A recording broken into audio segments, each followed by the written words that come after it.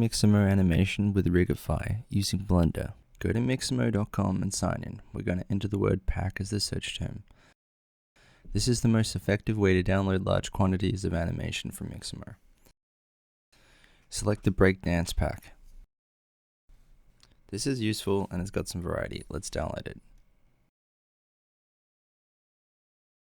In the download settings, set frames per second to 60 so we don't miss any frame data.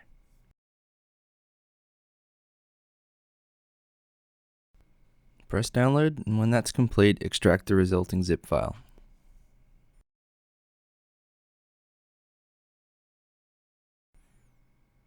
In Blender, press A to select all objects and X to delete them, then confirm.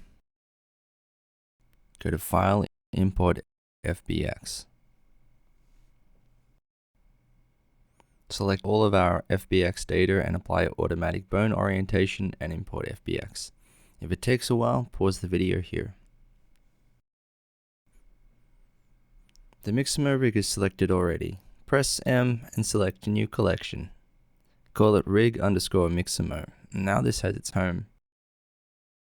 Okay, the collection system helps us to sort our scene context here in the outliner. Hit that little checkbox. Now we can focus on the rig. Go to the armature properties, viewport display in front to see now. Don't worry about the strange rotations, toggle pose mode. With everything selected, hit Alt-G to reset the position of the root bone. Toggle object mode, and with the mouse on the timeline, press X, delete keyframes. This Mixamo rig is ready to go. Double click the object in the outliner and rename. Click this plus to create a place for Mixamo content. Double click and rename.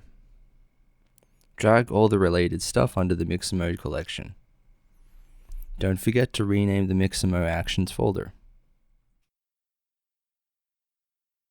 It's a good time to save your progress. Press Ctrl S and save your blend file somewhere.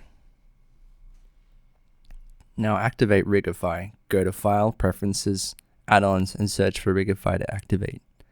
Add Armature Human MetaRig. Place in front of your geo and hit Tab to edit. We're going to scale this down. This is the 3D cursor. Use it as the pivot to scale the rig. If it's not there, press Shift S and cursor to world origin. Switch transform pivot point to 3D cursor now as well. Select all bones and press S. Drag your mouse down and click. Look at this menu now. Drag over these values to set and round up to 0.9. Snap to the front of the character by clicking over here. Notice the A and T pose is different. We'll solve this later. Let's see more with X-ray mode. Hit Alt-Z or click here. Select the face bone parent within the head bone and press Shift-G and select Children. Press X and select bones to delete. Press Tab to jump back to object mode. If you want motion that is compatible with Rigify's A-frame pose, then we need to press Shift-D. This will create a duplicate here in the outliner you can see. Double click it and call it the MetaRig_default. If you want animation to work with the default Rigify pose, we'll use this later. But for now, let's file it away.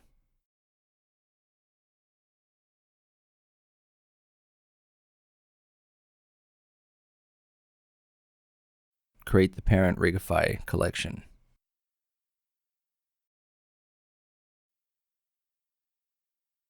Don't forget a meta collection. Tab back into edit mode. Box select the lower arm, then the upper arm, then snap the view to Y. At this screen space, change the transform pivot point to active element and press R to start rotating. We can mirror this to the other side with armature symmetrize. However, we can remove this step by turning on automatic X symmetry here, and this will now automate. Now to hide the mesh, expose the two meshes with the drop down arrows. Add a collection and drag it into the rig_Mixamo collection. Name it mesh and drag in beta joints and beta surface. Disable the default collection while we're here. And of course, disable our mesh collection. Select both hip bones, then the lower spine, and press G. Check the bottom of the screen while you're doing it, because these are hints on what to press in this context, in every context pretty much. Press Y to move only on that axis. Click and drag this into place and let go. Activate Vertex Snap. Hold Control and drag to snap the top of our first bone joint to the head of the Mixamo one.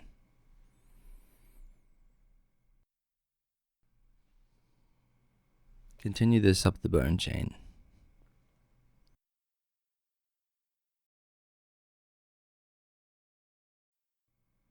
Mixamo has this extra spine bone here. We'll fix this soon.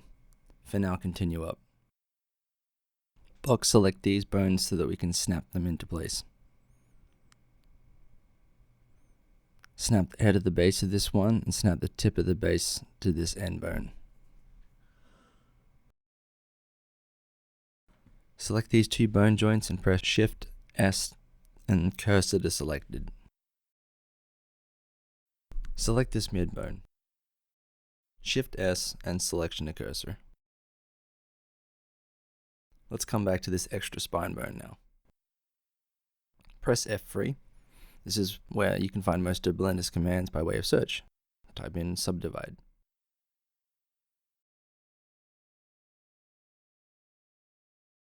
In the Bone Property tab, we'll use this text field to name the bone we've just created at the top here, spine.chest. Select the base of the spine and Ctrl L to select most of the spine bones. Ctrl select the head and neck bones too. Press Alt R to zero all these rotations. Continue the process of snapping our arm bones like this.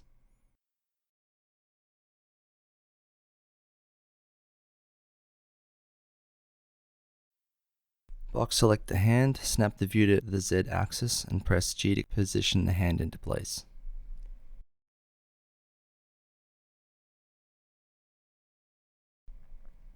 Set the transform pivot point to active element and shift double click the hand bone. With the active element set, we can pivot from the wrist while rotating the hand in place.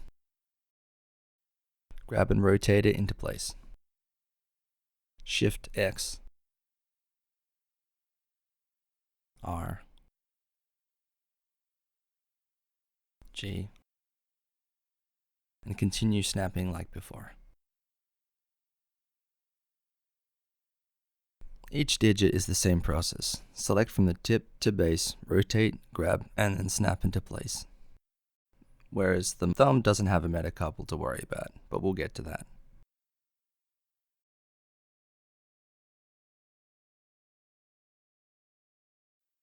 On our index, after setting our active bone, we also control click the end of the metacarpal. With the metacarpal also selected, snap into place and start rotating. From here, it's the exact same thing as the index for all other fingers.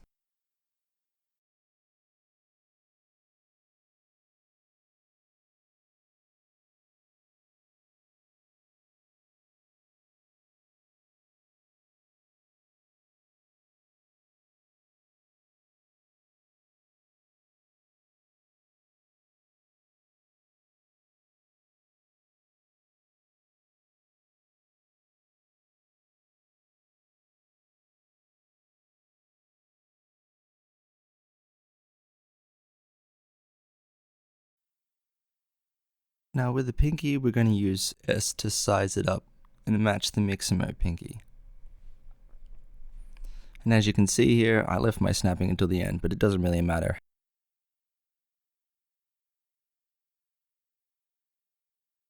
Don't forget to snap only to the base, not the tails or bones.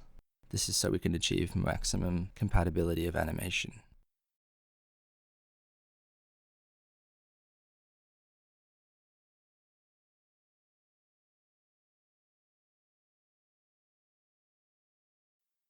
This is some of the most difficult stuff out of the way. Take a break and I'll see you in part 2.